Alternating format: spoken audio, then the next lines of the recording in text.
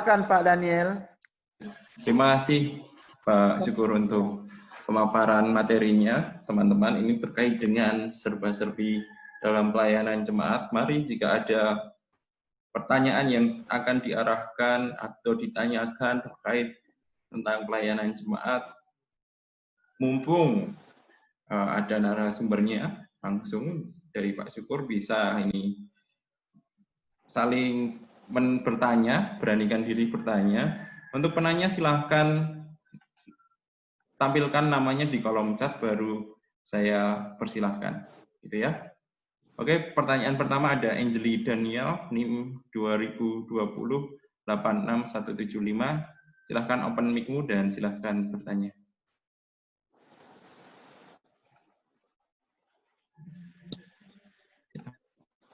Ya, shalom, selamat pagi.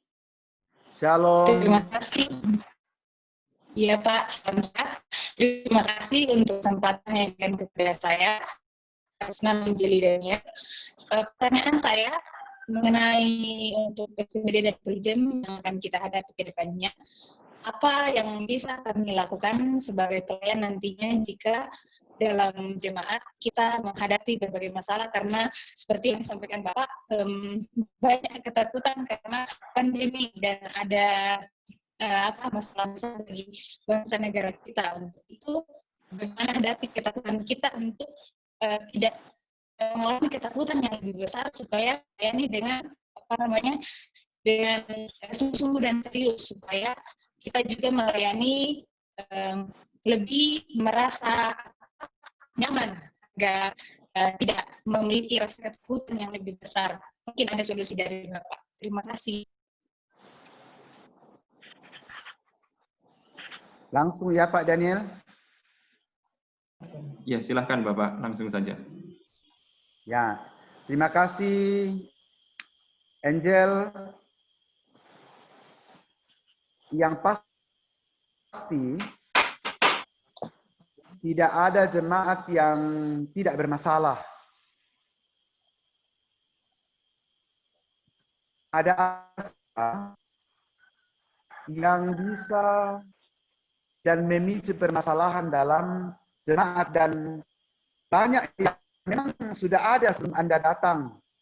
Sebelum COVID juga sudah ada masalah. Ya, ditambah dengan datangnya COVID, ada perubahan.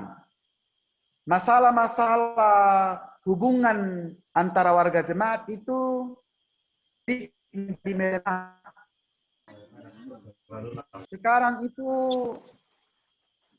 orang banyak introspeksi diri, orang banyak merenungkan arti hidup, makna hidup, dan karena itu pertengkaran itu tidak terlalu menyebar, tidak terlalu besar kali ini. Di samping juga karena orang tidak banyak melakukan komunikasi.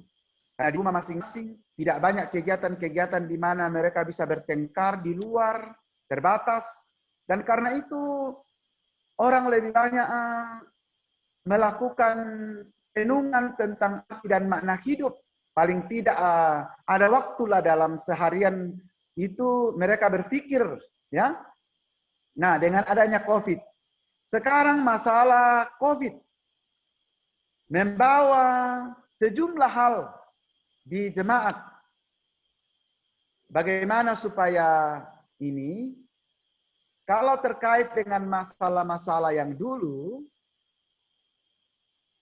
tadi juga sempat disampaikan Pak Yonan, kita ini banyak mendengar.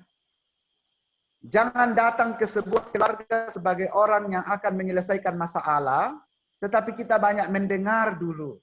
Ya. Dan jangan coba-coba untuk melakukan upaya mendamaikan atau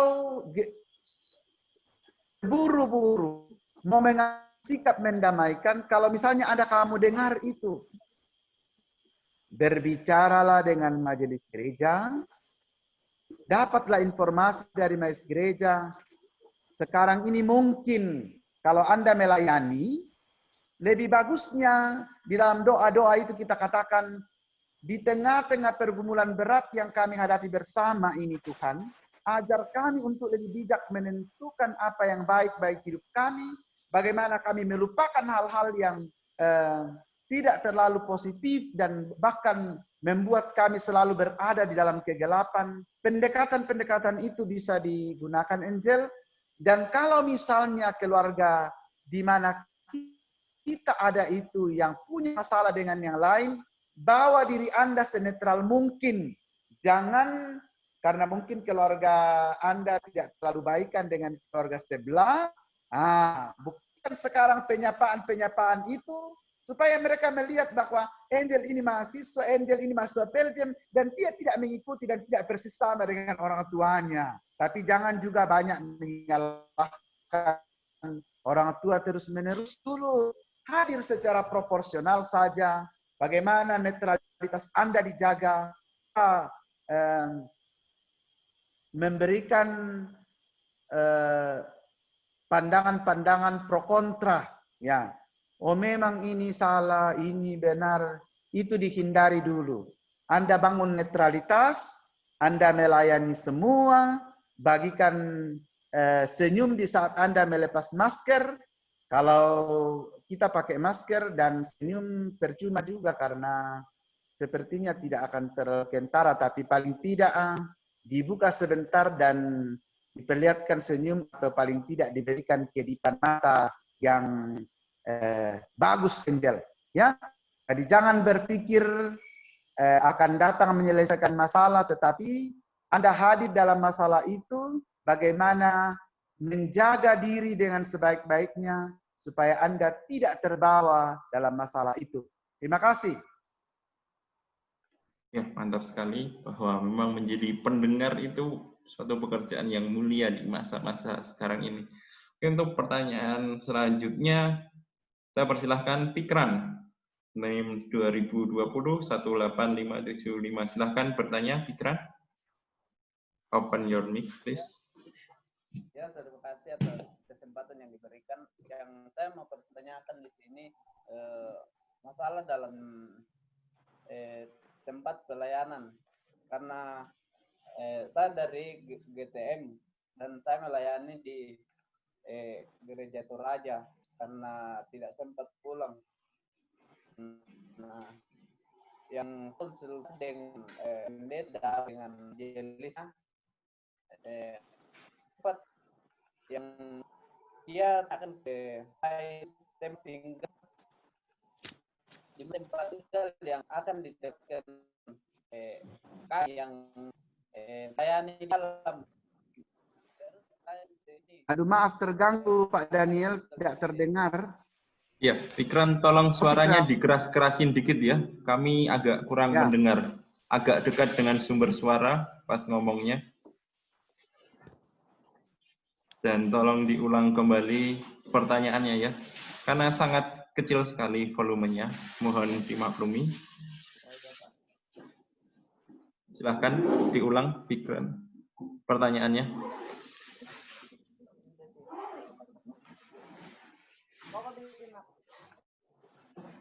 Halo, Pikran. Ya, sudah kedengaran, Pak? Masih kurang dengar. Semakin dekatlah dengan sumber suara.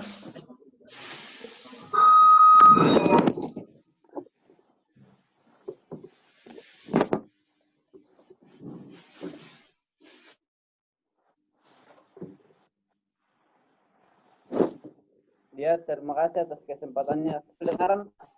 Ya, sudah lumayan. Agak keras dikit tapi ya. Yang saya pertanyakan itu masalah tempatnya, Pak. Karena yang menjadi pertanyaan Pak Pendeta itu hari, karena saya langsung konsultasi dengan pendeta dengan majelisnya, tempat tinggal yang akan kita tempati, Pak. Mungkin itu saja. Ya. Mengapa waktu mau dibuka pendaftaran dijelaskan bahwa sebaiknya adik-adik mahasiswa mengusulkan tempat di mana dia bisa terterima. Terterima itu dalam artian jemaat bersedia menerimanya. Ada yang bersedia menjadi tempat tinggal.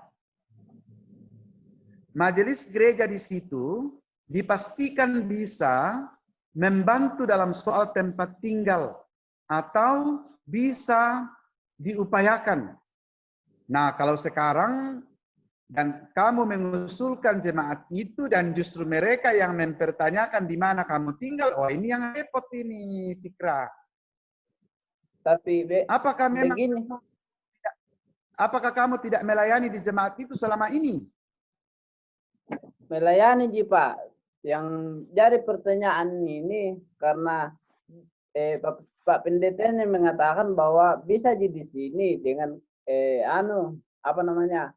Tapi kan masalahnya ini Pak, dia bilang bisa di tempat tinggal kan saya tinggal di Getengan yang terus masalah pelayanannya Pak, dia bilang nanti saya konsultasi dengan kamu tentang pelayanan. Nanti tempat tinggalnya bisa di rumah KDKJ. Di Batu Rondon Ji Pak, tapi kan saya di Getengan, nah di Batu Rondon tempat pelayananku. Oh, saya rasa kalau di itu, Fikra, ya, halo Pak. Fikra, ya. Kalau Ya, Pak. misalnya kesepakatan kamu dengan Pak Pendeta dan majelis mengatakan bahwa kamu tetap tinggal di Getengan, lalu pelayanan masuk ke Batu Rondon, itu tidak masalah kalau itu kesepakatan kamu dan tidak mengganggu kamu. Karena misalnya ada portal-portal yang dilewati dan lain sebagainya, nah bisakah itu aman? Kalau tetap aman dengan itu, saya pikir itu sudah pilihan yang tepat juga. Kalau Pak Pendeta ajak di dalam, dengan dipercaya bahwa Anda sekarang itu masih cukup steril, tidak akan membawa ini, nah dengan demikian ikuti. Ya, tidak masalah itu Fikra. Tapi Itu sama begini, dengan Pak, yang ya. Tapi begini Pak, dia bertanyakan itu apakah ada surat dari kampus untuk meminta kepada jemaat untuk tinggal di situ atau tidak? Tidak ada surat dari kampus dan juga dari sinode untuk meminta Anda tinggal di sana. Surat dari sinode itu, karena ini pertimbangannya adalah di tempat mahasiswa terterima dengan demikian, supaya diberikan kesempatan untuk terlibat dalam pelayanan apa yang disepakati. Jadi tidak ada penegasan bahwa harus tinggal di tempat itu. Begitu, Fikra. Oh ya Pak, terima kasih Pak. Ya. Terima kasih, saya rasa sangat jelas sekali ya pikiran terhadap pergumulan yang sedang dihadapi dalam pelayanan jemaat. Terima kasih untuk pertanyaannya. Untuk selanjutnya saya persilahkan Francisca. Tidak ada anonimnya, silahkan bertanya. Francisca ya.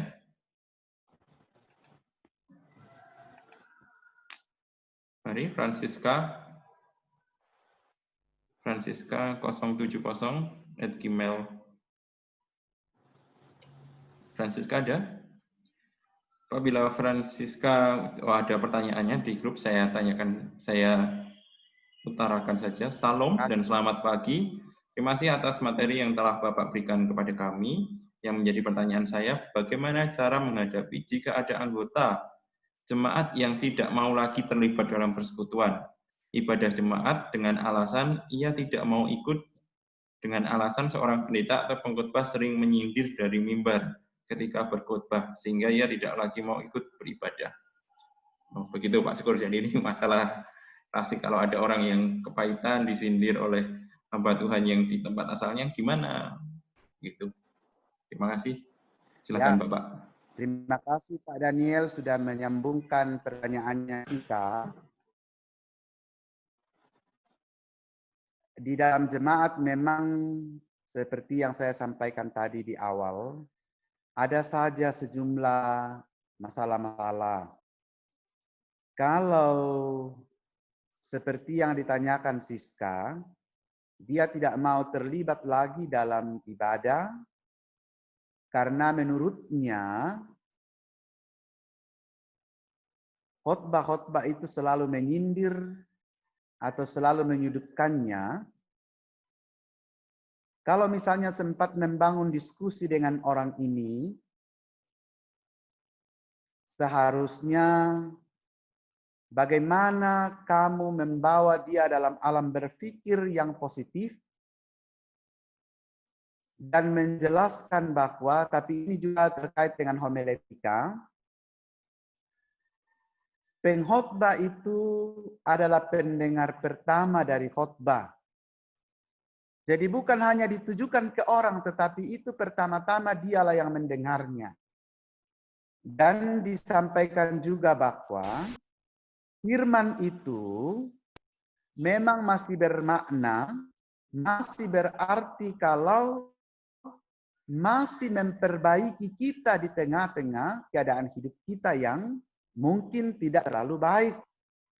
Firman itu bukan hanya mau meninabobokkan, menyanjung-nyanjung, mau memuji-muji. Tetapi firman itu justru bermanfaat bagi hidup kita kalau dia menegur kita. Dan kalau firman itu menegur kita dari yang disampaikan khotbah, sesungguhnya itu bukanlah kata pengkhotbah. Karena pengkhotbah yang naik di mimbar itu sudah didoakan, sudah diberikan kepercayaan menggunakan stola. Kalau misalnya di gereja, artinya apa? Dia sekarang mendapatkan tanggung jawab menyampaikan apa yang dari Tuhan kepada jemaat. Jadi intinya adalah berdiskusi-diskusi positif dengan dia bahwa sebaiknya kita justru terbuka menerima firman. Pengkhotbah itu bukan hanya berbicara kepada seseorang atau kepada semua jemaat, tapi juga sementara dia mendengar khotbahnya sendiri. Jadi diskusi-diskusi, percakapan-percakapan yang mengajak dia berpikir positif itu saya kira bisa menolong. Tapi untuk langsung mengubahnya, jangan juga kalian seperti yang tadi disampaikan itu besar sekali keinginannya. Ada orang dalam jemaat ini dari dulu tidak mau beribadah, mudah-mudahan dengan kehadiran saya langsung beribadah. Mudah-mudahan boleh, tetapi bahwa langsung tunggu dulu. Ya, jangan juga terlalu fokus pada sesuatu yang kasuistik dalam jemaat. Kalau itu ada persoalan tertentu orang itu, oke, kita mengetahuinya, tapi jangan kita terbeban harus menyelesaikan itu. Ingat, selalu saya sampaikan kepada peserta Peljem dan STPD setiap saya berhadapan dengan mereka, sudah ada pendeta di dalam, sudah ada penatua dan diaken, tapi kadang-kadang ada memang juga warga jemaat yang karakternya membutuhkan waktu yang cukup lama untuk berubah. Kita mendukungnya dalam doa, kita bagaimana menyajikan firman yang bisa menolong orang menerima hidupnya dan juga mengintrospeksi hidupnya dengan sebaik-baiknya. Jangan terlalu terganggu dengan persoalan-persoalan itu, dan kalau perlu, jangan terlibat dalam persoalan-persoalan yang ada jemaat, karena Anda punya waktu sangat terbatas. Kurang lebih hanya 1 bulan. Jadi jangan Anda terobsesi untuk melakukan sesuatu yang katakanlah spektakuler terhadap jemaat itu. Bisa didatangi dan diskusi, didoakan, tapi jangan terlalu masuk pada persoalan-persoalan itu, jangan menghabiskan waktu di situ, karena Anda perlu waktu yang cukup untuk mengenali orang itu dari berbagai hal. Ya? Sekian. Terima kasih Pak Syukur untuk jawabannya. Saya rasa begitu jelas ya untuk Francisca atas pertanyaannya. Jadi ini memang ini kita sedang belajar dan kita dituntut untuk kerendahan hati, bukan untuk menyelesaikan suatu masalah yang besar, tapi kita belajar melayani turut ke dalam jemaat, ya nanti teman-teman pasti akan mendapatkan pengalaman yang menarik. Untuk pertanyaan selanjutnya, Polres, saya persilahkan. Oke, selamat siang. Selamat siang, Polres. Apakah kedengaran suaranya, Pak? Kedengaran. Oke, yang menjadi pertanyaan saya, Pak, karena saya sekarang ada di Seko, dan beberapa jemaat di sini, Pak, yang sudah menjadi yang akan saya mau tempati itu masih tutup, Pak. Dan ini masih ibadah-ibadah di rumah. Dan yang menjadi pertanyaan ada di surat edaran yang ulasan kayak itu yang dikirim di grup itu tentang ada bilang ibadah pagi, memimpin ibadah pagi dan malam menggunakan toa. Apakah itu dilakukan atau tidak? Itu menjadi pertanyaan. Yang kedua, Pak, tentang sejauh ini saya gunakan wifi di sini di Pokapang di Seko. Kalau saya ikuti sampai akhir ini mungkin 2 juta habis uang saya gunakan. Adakah untuk pembekalan ini sebagai materi lah yang bisa saya gunakan selanjutnya? Misalnya kalau uang saya habis nantinya untuk menggunakan wifi, apakah akan ada materi yang untuk menyambung itu, Pak, dalam bentuk video kah atau apa yang bisa saya lihat di sini? Karena di sini mahal wifi di sini karena begitulah daerah terpencil, Pak. Terima kasih, Pak. Itu pertanyaan saya, Pak. Aduh. Halo, Polres. Iya, Pak. Waduh, luar biasa bisa berbicara dari Seko sekarang. Itu hal yang makin membuat saya memiliki harapan yang kuat dan memiliki kebanggaan yang cukup luar biasa bagi saudara. Nah, kita usahakan Pak Daniel supaya materi ini nanti kita bisa sharekan apakah seperti tadi itu file dikirim ke WA atau kalau mungkin recordingnya itu ya pokoknya kita berupaya Polres ya. Aduh minta maaf kalau terlalu banyak pengeluaran ini Polres.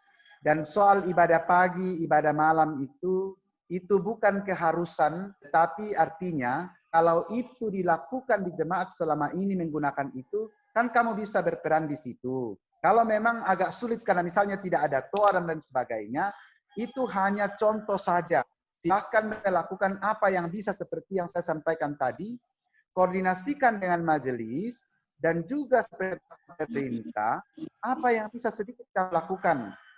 Kalau memang sangat terbatas dan yang bisa mau diapa? Karena situasi sekarang ini tidak bisa dipandang enteng. Ya? Jadi Polres, waduh luar biasa. Anak Seko bisa gabung dengan kita. Ini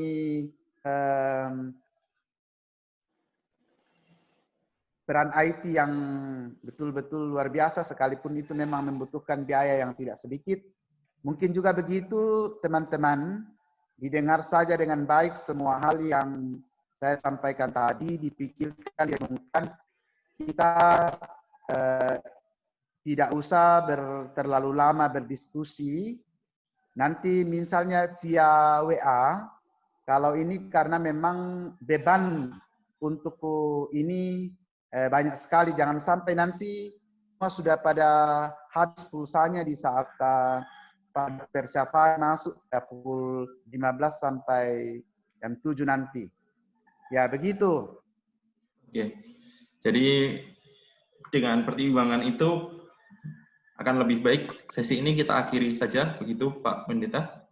Syukur. Ya, karena beban pulsanya ini yang ini, dan kalau diskusi bisa dia miss call saja atau dia di WA. Nanti kita yang telepon balik kalau ada kesulitan-kesulitan. Kita coba siasati seperti itu Pak Daniel.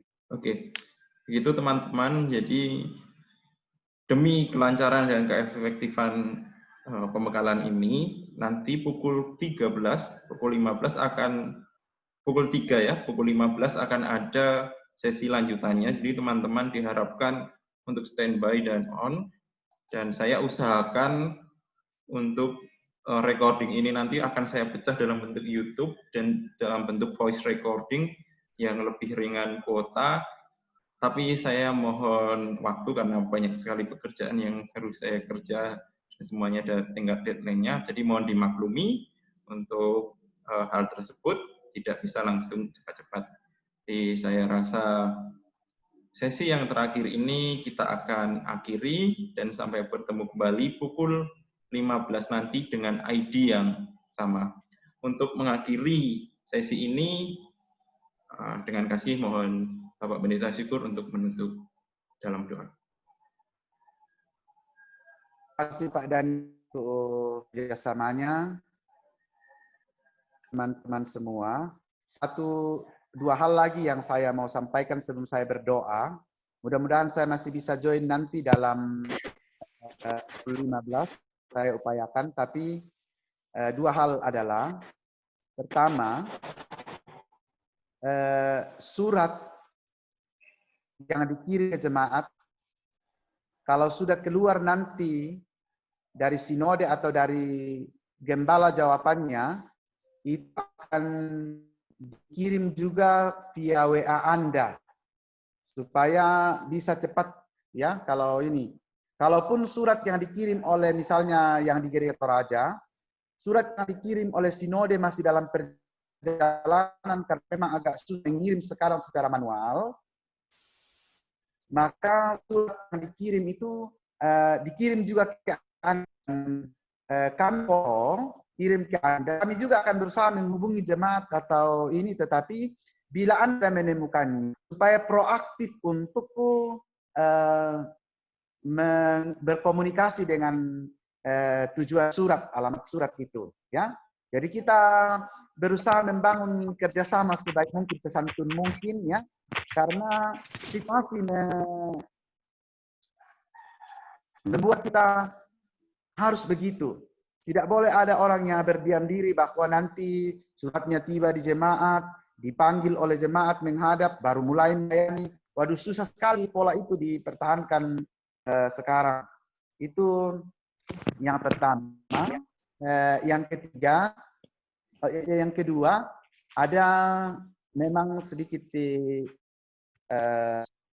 keputusan nanti dari Peljem ini, ya, seberapa adanya, tetapi nanti disampaikan oleh pengurus dan